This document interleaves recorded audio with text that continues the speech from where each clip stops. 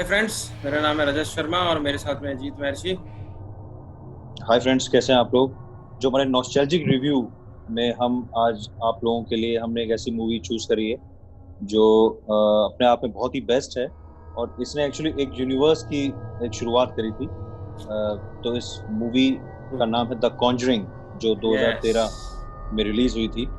और इसने एक अपने ही यूनिवर्स का तो एक्चुअली इसने डेवलप किया था, उसको स्टार्ट किया था। तो Rajat, over to you. Yes Jeet, Jeet this is hmm. My one of the favourite film.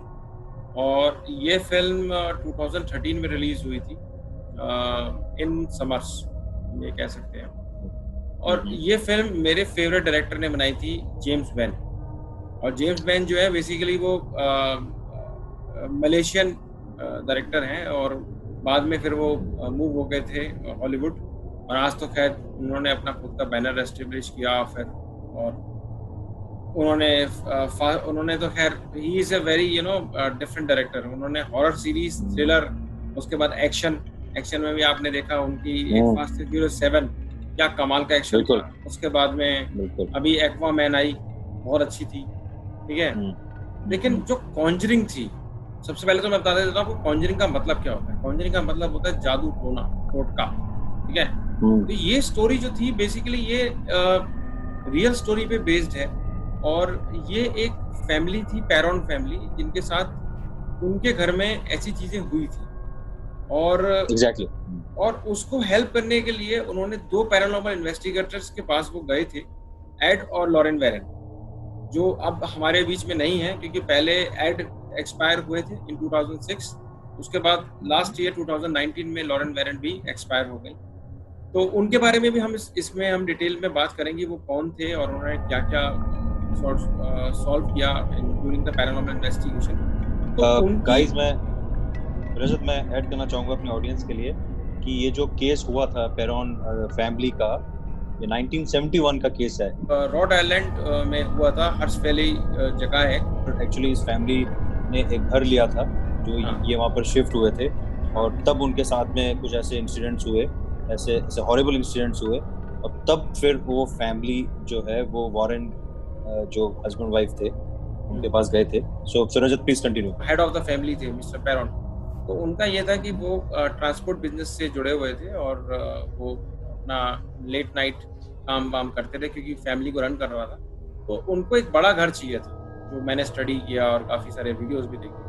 उनको एक बड़ा घर चाहिए था अपनी फैमिली को सेटल करने, क्योंकि 5 लड़कियां थी, सब बड़ी हो रही थी। तो राइट। उन्होंने उन्होंने जो है उस केस में उन्होंने क्या किया कि उनको किसी ने बोला कि एक फार्म हाउस है, ठीक है, रॉड रॉड आइलैंड में, हर्ष विले में, आप इसको ले लीजिए और काफ़ी बड़ा है, आपके सामने एक लेक भी है और सब कुछ आप ले लीजिए। लेकिन उनको ये नहीं पता था कि उसका बैकग्राउंड क्या है, वहाँ पे ऐसा क्या है कि जिसको वो लेने के बाद में वो जिंदगी भर के लिए उसको याद रखें। तो वहाँ बिल्कुल। जब वो गए और उनके साथ जो पैरानॉर्मल एक्टिविटी स्टार्ट हुई, मतलब हमने जो फिल्म में पार्ट देखा है वो तो कुछ भी नहीं है, लेकिन वो उसको भी देख के हमें डर लगता है। जिन्होंने वो फिल्म बिल्कुल। नहीं देखी है और जिन्होंने देखी है, मैं तो कहूँगा एक बार दोबारा देखें, तब आपको पता चलेगा कि उस फैमिली के साथ में क्या हुआ था। और आप सोचिए कि हम्म। 5 लड़कियाँ, ठीक है, ऊपर से उनकी वाइफ, टोटल 6 फीमेल, 1 अकेला मेल, और उधर से उस घर में पैरानॉर्मल एक्टिविटीज़, सोचिए आप क्या बीतती हम्म। होगी कि जब वो इंसान जो हेड ऑफ द फैमिली है मिस्टर पैरॉन, जब वो अपनी फैमिली को सर्वाइवल के लिए, उसके लिए, अपने घर को चलाने के लिए वो दूर जाते थे, और पीछे से कोई जेंट्स भी नहीं है उनके पास। और जो पुलिस है वो भी काफ़ी दूर है, क्योंकि ये काफ़ी साइलेंट, मतलब एक आउटस्कर्ट में कह लीजिए। बिल्कुल उस जगह टाइम की के है। 1971 के हिसाब से तो ये आउटस्कर्ट में था। और वहाँ पे हम्म। मतलब जाके रहना सिर्फ अपनी फैमिली के लिए, और उन्होंने जिस पर्पस से लिया था वो पर्पस सॉल्व करने के बजाय वो उल्टा ही चलना स्टार्ट हो गया था। तो इसकी छोटा सा मैं आपको बताता हूँ, इसमें बेसिकली क्या है, सबसे बड़ी जो इम्पोर्टेंट इस फिल्म का जो करेक्टर था, और ये कह लीजिए, और ये रियल एक डीमन कह लीजिए या एक लेडी कह लीजिए, उसका नाम था बैथशीबा शर्मन। 1920 और 30s के आसपास की बात है। वो वहाँ पे जादू टोना टोटका करती थी। तो वहाँ के काफ़ी हम्म। लोगों को पता चल गया कि ये विच क्राफ्ट करती है और ऐसे करती है। तो काफ़ी लोग जो है उसके पीछे पड़ गए और उसने गुस्से में आके सुसाइड कर लिया, लेकिन जब सुसाइड किया तो उस जगह को श्राप दे दिया कि मैं इस जगह को किसी के हवाले नहीं करने दूंगी, और जहां भी कोई आएगा मैं उसे पूरा बर्बाद कर दूंगी। और ये बात इस फैमिली को पता ही नहीं थी कि बैथशेबा का कर्स यहाँ पे चल रहा है और वो खुद भी यहाँ पे रहती है। तो यही इस फिल्म के अंदर दिखाया गया था।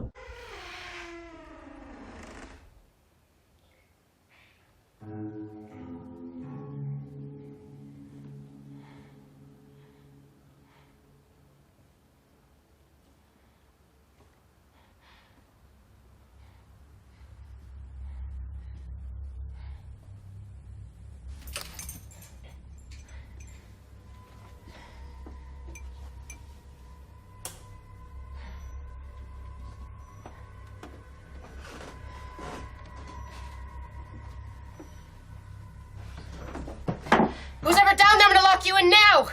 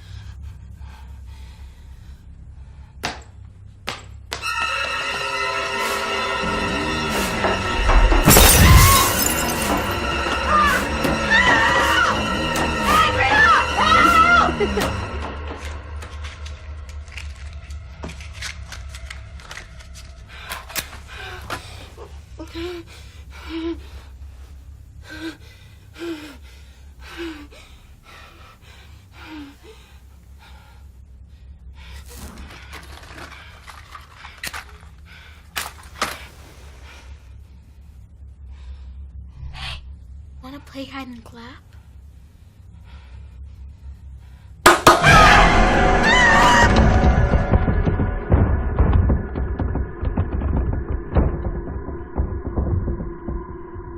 और बाकी तो बिल्कुल गाइस, बहुत बहुत मतलब ऐसा दिखाया है कि जिन्होंने नहीं देखी है कॉन्जरिंग फिल्म फर्स्ट पार्ट, वो इस मूवी को देखें और एक्सपीरियंस करें कि ये जो अभी रजत ने जैसा बताया कि बैथशेबा मतलब जो स्पिरिट थी, जो स्पिरिट थी और कैसे उसने आप कह सकते हैं कि उस घर में फैमिली को डिस्ट्रॉय, पूरी फैमिली को का रहना मुश्किल हो गया था। कैसे उनकी मतलब आज भी हम एक्चुअली ऐसी क्लिपिंग्स और हम ऐसे वीडियोस एक्चुअली रियल फुटेजेस हम लोग इसमें ऐड करेंगे जो आप देखेंगे अभी आने वाले हमारे कुछ सेकंड्स में, कि किस तरह से उनकी लाइफ एक्चुअली पूरी वेस्ट कर दी उसने, बैथशेबा स्पिरिट ने। yes. और वो आज भी वो जो 5 लड़कियां थी रजत, उनका एक वीडियो हम लोग अभी शेयर करेंगे किस तरह से वो 5 बहनें जो थी उनमें से एक बहन कह रही है कि We have a photograph of the Arnold clan with Bathsheba, and you can go on my website and see it. It's amazing. It's absolutely amazing. Taken in May of 1885, and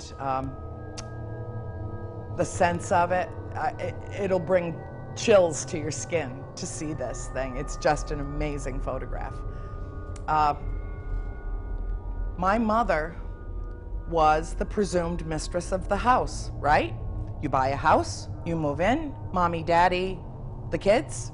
Well, we were 5 young, rambunctious, excitable young ladies, and we stirred the pot like crazy in that house. It got so active so quickly, but it wasn't until my mother decided that she was freezing to death and wasn't going to live there any longer unless something was done about, well, at that point she had not been able to distinguish between cold and supernatural cold, and they are 2 entirely different things. But she decided to Again, my poor father, he goes off on a business trip. He comes home. The whole facade of the fireplace has been ripped out.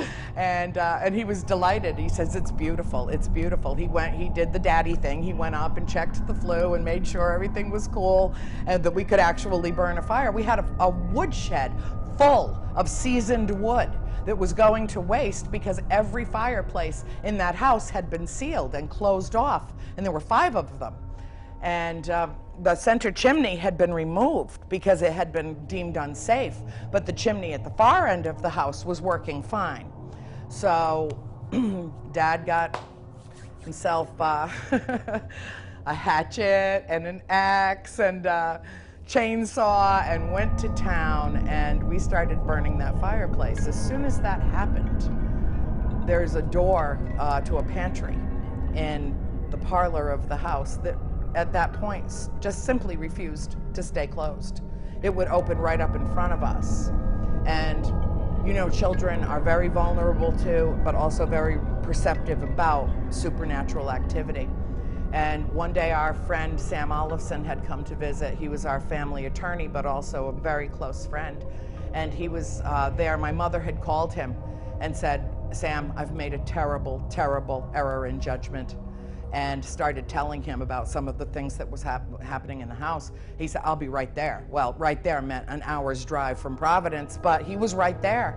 And we had all gone off to school. April was 5 years old, 6, maybe 6 at the time. And she was sitting watching Sesame Street in the middle of the parlor, and the door opened to the pantry. And April looked up at my mother and she said, Mommy, something really bad happened in there. Indeed. Shot भी आप लोगों को दिखाएं कि जब वो Andrea जो है वो एल्मीरा के पास जाती है, क्योंकि जब उसकी एक और बहन होती है और वो उसको स्लीप वॉक की हैबिट होती है, तो वो स्लीप वॉक करके एल्मीरा से जाके अपना फोरहेड कर रही होती है और उसको लेके आके वो अपना हेड जो बैंग कर रही है बार-बार, वो बैंग कर रही है और वो उसको लेके आती है बेड पे, और वो जो स्लीप वॉक करके आई है वो एकदम से उठती है और वो देखती है सामने कोई एल्मीरा पे बैठा है। और जैसे वो जो शॉट था, मतलब मेरे को अभी भी गूज़बम्प आ गए। और वो जो शॉट था, वो जब अलमारी की तरफ जाती है और वापस नीचे देखती है, अलमारी के आसपास कोई नहीं, और ऊपर जो बैठी होती है बैथशेबा एंड देन वो उस पे जंप करती है। Oh my God.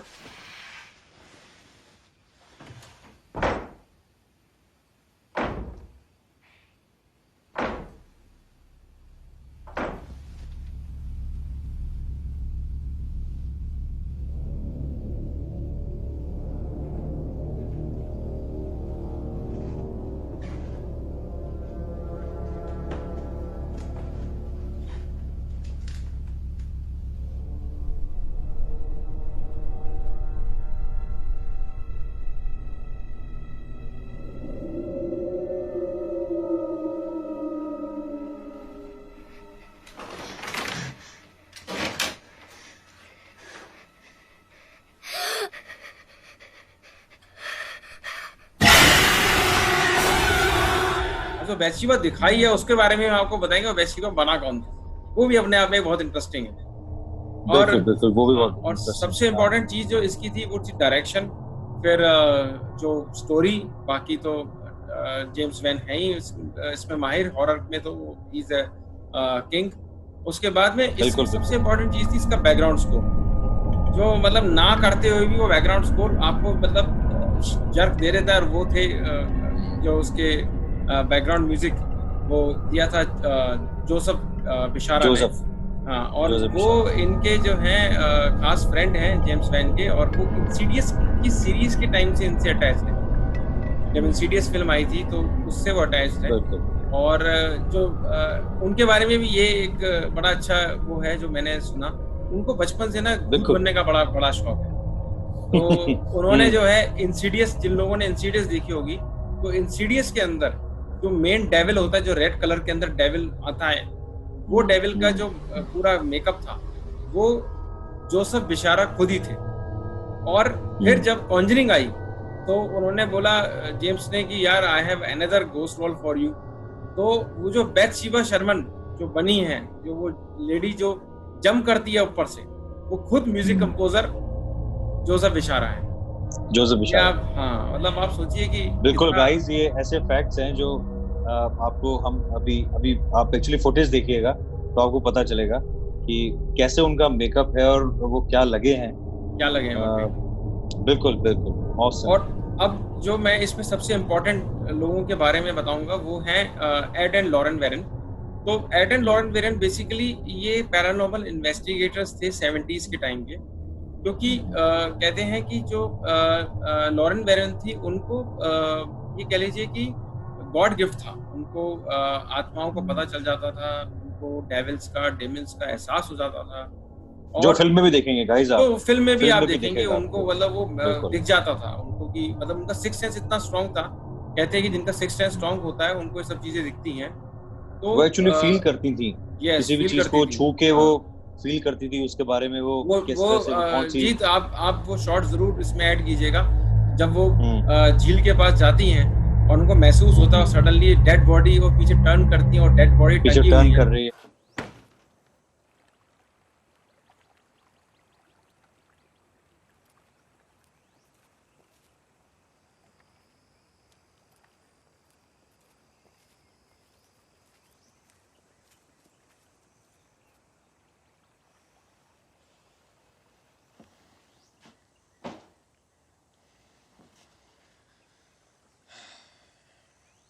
Hey.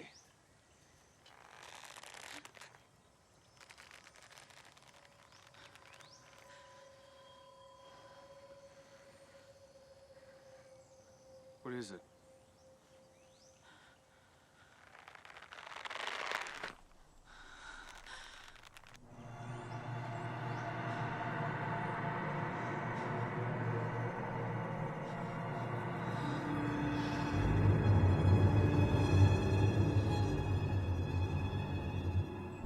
हाँ और वो घर बिल्कुल। के अंदर घुसती है जब फर्स्ट टाइम फैमिली से मिलती है।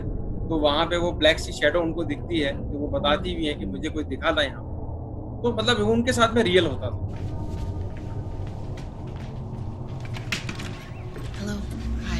Hi. Thanks for coming. Hi, I'm Roger. Lorraine. Hey, nice to meet you, Roger. Ed Warren. Thanks for coming. Please come in. Thank you. और इसका जो कैरेक्टर था वो बेसिकली पैट्रिक विल्सन ने जो एड का किया था। तो पैट्रिक विल्सन भी काफ़ी फिल्मों में आ चुके हैं और इंसीडियस हाँ में वो बहुत अच्छा मेन, एक्टर है वो। इंसीडियस में भी थे, इवन एक्वामैन में भी थे नेगेटिव कैरेक्टर में। तो वो पैट्रिक विल्सन ही थे और कॉन्जरिंग में भी थे। तो तो और जो रियल लाइफ में एड थे वो बेसिकली वो एक डिमोलॉजिस्ट कह लीजिए या ये कह लीजिए कि उन्होंने कई सारे प्रीस्ट के साथ रह के उन्होंने एग्जॉर्सिज्म का अप्रूवल ले रखा था। उनको एग्जॉर्सिज्म जो है करना मतलब ये था कि वो आ चुका था, तो वो उनको इसमें हेल्प करते थे। फिर बाद में हस्बैंड वाइफ दोनों जो है वो पूरी वो इसी चीज़ में इन्वॉल्व हो चुके थे कि वो चलिए अब हम एक सोशल उसमें हम काम करते हैं। और उसमें एक सबसे इम्पोर्टेंट जो चीज़ थी वो ये, और वो आज भी उनके घर में ये मौजूद है। मतलब ये कहते हैं कि जहाँ भी वो जिस इन्वेस्टिगेशन में वो जाते थे और बिल्कुल। वहाँ जाके वो जहाँ से पैरानॉर्मल इन्वेस्टिगेशन किसी भी चीज़ से स्टार्ट होती है। कहते हैं जैसे आप कोई भी पैरानॉर्मल इन्वेस्टिगेशन है, तो जब कोई भी जाता है तो कोई ना कोई चीज़ जैसे कहते हैं ना किसी की जान किसी में बसी हुई है। तो ऐसे ही वो जिस चीज़ में उनको पता चलता था कि यहाँ ये स्टोरी का पार्ट मतलब यहाँ से पैरानॉर्मल इन्वेस्टिगेशन स्टार्ट हुई है, तो उसके अंदर दिखाया गया था एक टॉय, एक music box. Friend. His name's Rory. He lives here too. But he's always sad. Why is that? He won't tell me, but I think something bad happened to him. Do you mind if I try to see Rory?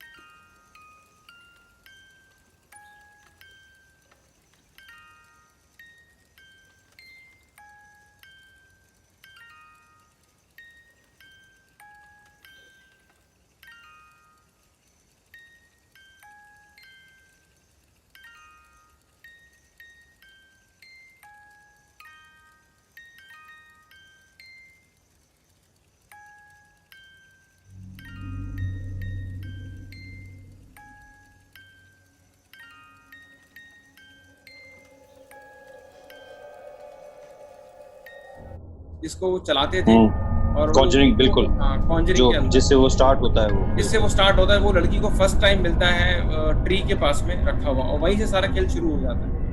तो वो उनका ये था कि वो वहां से वो चीज अपने साथ में ले आते थे। It's a sign that you want to communicate with us.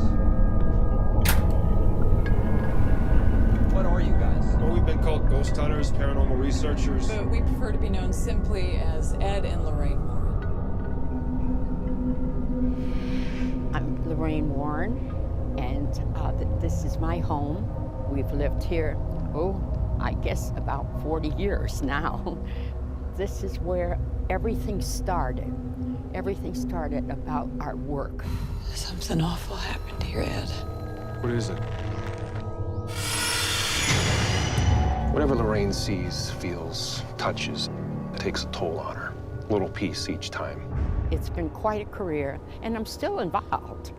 I'm still involved with hauntings, you know, and helping people get through. It's a very delicate thing with certain people because they're very terrified and very frightened. But there's a lot of people that don't believe. You have a lot of spirits in here, but there's one that I'm most worried about because it is so hateful. Okay, so let's go in. I'll show you the house. There's a lot of pictures of us in the house. Here's one of the pictures of Ed and I. You guys were inseparable. Oh yeah, yeah, we were. We didn't do anything without one another. You're in probably one of the most haunted places in the world because of the things that are in here. Everything in here has been taken from some place where people were either killed or maimed or so many ways. So it's tragic for me, you know, to even go in. People are very, very interested in the museum. And there's some people that are afraid to even go in. Right here is a conjuring mirror. Everything and anything in here we have investigated. Don't ever touch anything. And if you do, let me know. This is the worst thing in here, is that doll. I'm not gonna stare at it though. So you can take the picture, but I'm not gonna stare at it because that has done bad harm on a lot of people. You have to conjure the spirits in order to get it. You know, you're not going to get it by just walking around here. And that's the one that's sort of depicted a little bit in this movie, correct? Yes, it is. That's the Annabelle doll. Yes. Father, and of the Son, and of the Holy Spirit, amen. What has been done is circular embolism, which is prayers, are said all the time, you know, to pray. You have a priest to bless. Yes, definitely. Yes, oh my God, yes. I can't do that. It's November 1st, 1971. I'm sitting here with Carolyn Perrin, who, with her family, has been experiencing supernatural occurrences. The children were badly affected, really badly affected. That was a typical place. I mean, that was a very, very, very bad place.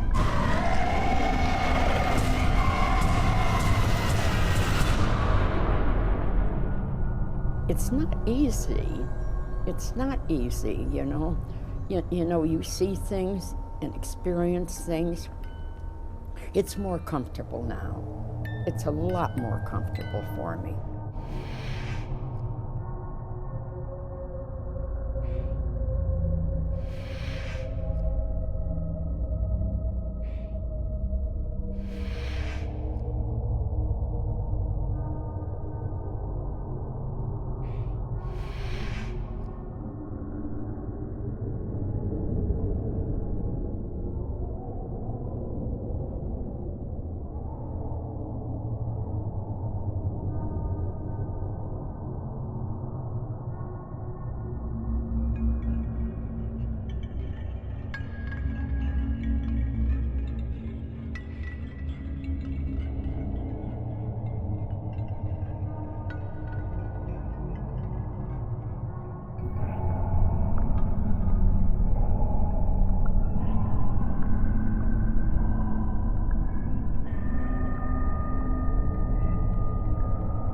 All right. Till then, bye and Bye bye. take care yourself. Take care. Okay. Bye.